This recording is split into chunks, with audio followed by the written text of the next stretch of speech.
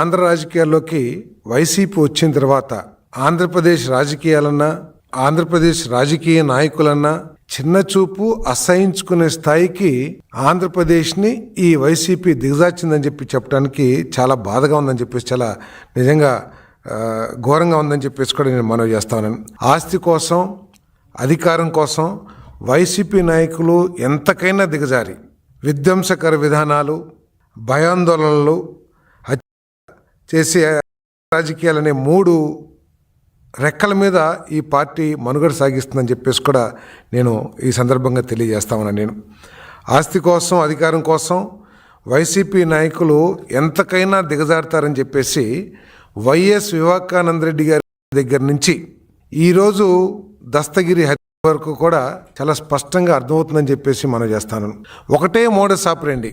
ఆ రోజు వైఎస్ వివేకానంద రెడ్డి గారి జరిగిన తర్వాత ఎటువంటి నాటకాన్ని రచించారో ఈ రోజు కూడా అదే విధమైన నాటకాన్ని రచించి ప్రజల్ని మభ్యపెట్టడానికి, పక్కదారి పట్టించడానికి ప్రయత్నం చేయటం చాలా ఘోరం అని చెప్పేసి కూడా నేను ఈ సందర్భంగా నేను తెలియజేస్తామన్నా. నేను ఏ విధంగా అయితే ఆ రోజు గుండెపోటుతో మరణించారని చెప్పేసి ప్రచారం పెద్ద ఎత్తున చేసి, తర్వాత ముందు కూడా ఏ విధంగా వైసీపీ పెద్దలు వివేకానంద రెడ్డి గారిని పరామర్శించారో, లేకపోతే జరిగిన తర్వాత ఏ విధంగా నటించారో ఈరోజు కూడా అదే విధానం.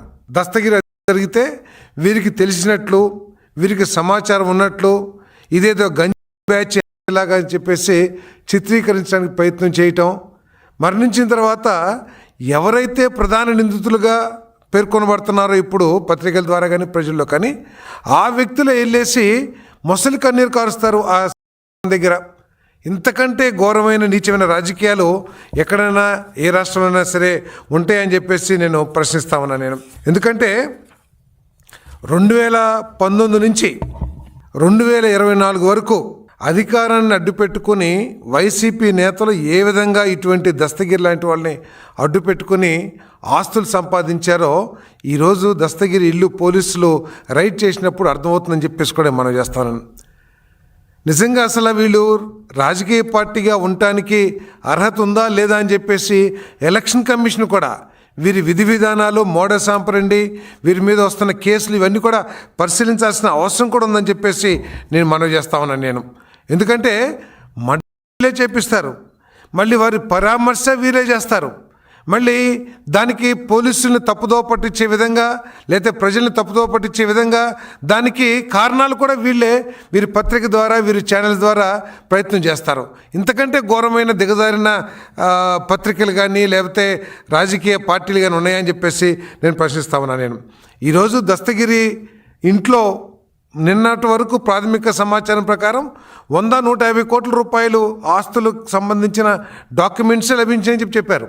కానీ ఈరోజు ఇంకా తూతుని కొద్దీ ఇంకా ఎంత దోచేశారో అర్థమవుతుందని చెప్పేసి మనం చేస్తున్నాం.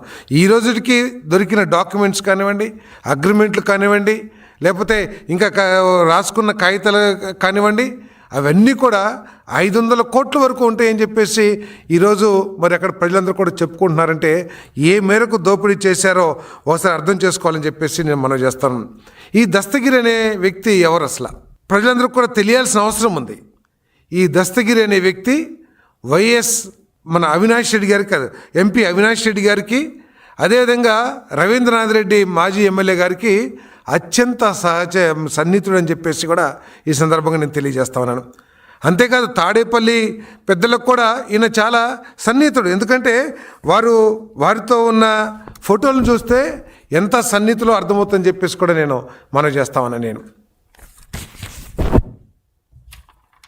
ఆఖరికి ప్రతి పులివెందుల్లో జరిగే రహస్య మంత్రాల్లో, అది రాజకీయ మంత్రాలు కానివ్వండి, లేకపోతే ఇటువంటి కుట్రలు కుతంత్రాలకు సంబంధించిన మంత్రాలు కానివ్వండి, అటువంటి మంత్రాల్లో ప్రతి మంత్రంలో కూడా ఈ దస్తగిరి గారు ఉంటారని చెప్పేసి కడపలో అందరూ కూడా చెప్పుకుంటాం. అది వాస్తవం అని చెప్పేసి కూడా ఈ సందర్భంగా నేను తెలియజేస్తాను.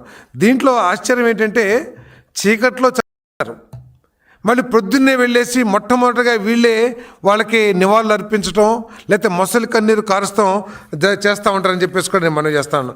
Please subscribe to Leo news for more videos.